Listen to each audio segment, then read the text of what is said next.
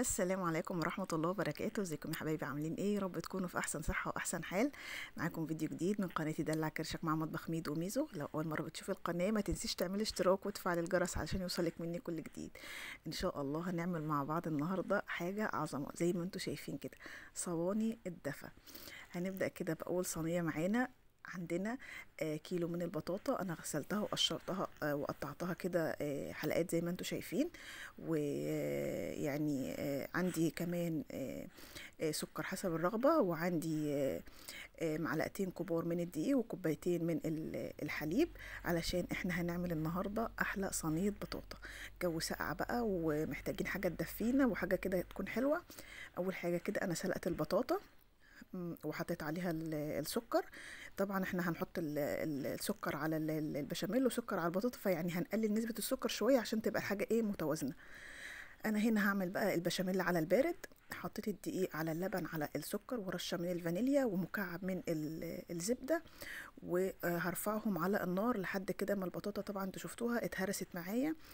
حطيتها كده في يعني اتسلقت واتهرست، حطيتها في الطاجن بتاعي وسويتها بالشكل ده كده. والبشاميل بتاعي طبعا ده بشاميل مسكر مش بشاميل حادق.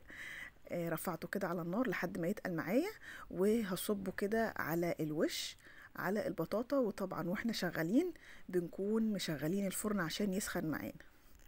هندخلها بقى الفرن لحد ما الطبقة كده تتماسك وتطلع معايا واخدة لون كده حلو. تاني حاجة معانا النهاردة هي أسرع وأجمل كيكة ممكن تعملوها. طبعا يعني حاجتها سهلة جدا ويعني بسيطة خالص. عندي كوباية من كل حاجة، كوباية دقيق، كوباية سكر، كوباية لبن، كوباية زيت، وأربع معالق كبار من الكاكاو الخام. ويفضل طبعا يكون كاكاو أسباني، طبعا ده أنضف حاجة، وطعمه وريحته ولونه بتكون تحفة جدا. هنضربهم في الخلاط مع بعض ضربا مبرحا ولحد ما يتقل معايا. هشيل كده منها كوباية على جنب علشان اسيبها في التلاجة لحد ما نكمل الكيك بتاعنا.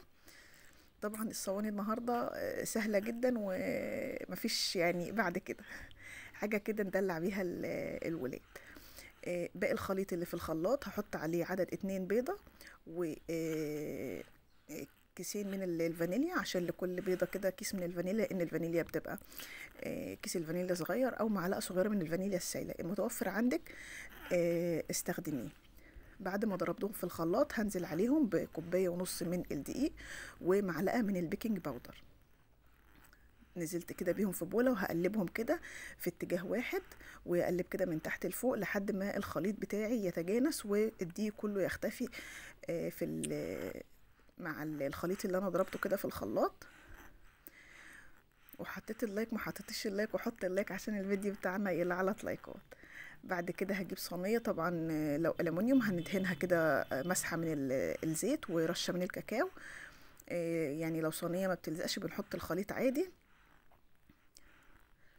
وهبتدي اصب الخليط بتاعي كده في الصينيه، وزي ما قلنا احنا مسخنين الفرن لان احنا كنا شغالين برضو مع البطاطا. وهدخل الصينيه دي الفرن كده، مش هفتح عليها غير لما اختبرها الاول، لما يعدي عليها نص ساعه. شايفين الخله بتاعتي نظيفه وزي الفل. بعد كده هنزل بقى بالكوبايه اللي احنا شلناها على جنب الصوص. بصوا بقى تحس انه جناش فظيع فظيع فظيع. ممكن كمان نعمل الصوص ده نستخدمه لتزيين التورته او الجاتو، او لو عاملين سويس رول هيبقى حلو جدا. وطبعا يعني اقتصادي زي ما بنقول، طبعا كل حاجه غاليه الايام دي، فيعني ايه بنحاول نقتصد. هوزعه كده على الصينيه زي ما انتم شايفين. الكيكه لسه سخنه على فكره، ويفضل بقى يا سلام لو تبقى مثلا الكيكه تبدا تهدى شويه، بس عشان انا طبعا كنت مستعجله والولاد مستعجلين فحطيت ايه الصوص عليها. وهتشوفوا كمان البخار وهو طالع كده منها وانا بقطعها. هبتدي كده اقطعها عشان اوريكم شكلها من جوه عامل ازاي ولونها عامل ازاي وارتفاعها. وطبعا كوبايه ونص من الدقيق يعني حلوه جدا، عملت لي صينيه حلوه. بصوا بقى الشكل، بصوا بقى الحلاوه. شايفين القطعه طالعه عامله ازاي ومتماسكه ازاي مع انها لسه سخنه. الكاكاو طبعا ملوش حل، يعني الكاكاو الاسباني ده انا بحبه جدا. ف يعني من انضف واحلى انواع الكاكاو الموجوده.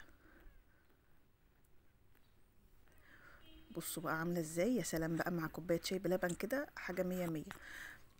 وادي صينيه البطاطا بتاعتي طلعت من الفرن اهي، بصوا بقى شكلها عامل ازاي ولونها تحفه، يعني طعمها وريحتها ملهاش حل. وحاجه برضو يعني منجزه، ما خدتش وقت، لا الصينيه الكيكه اخدت وقت ولا صينيه البطاطا اخدت وقت. ان شاء الله كده تجربوهم ويعجبوك. انا عايزه بس اوريكم البطاطا عامله ازاي بالمعلقه كده، لانها لسه سخنه، يفضل كده لو تهدى شويه وبعد كده تقطعوها. طعمها لذيذ جدا جدا جدا، يعني مختلفة تماما، والسكر بتاعها بيكون مظبوط. ان شاء الله كده تجربوها وتعجبكم. ولو عجبكم الفيديو ما تنسوش في اللايك والشير. اشوفكم في وصفة جديدة.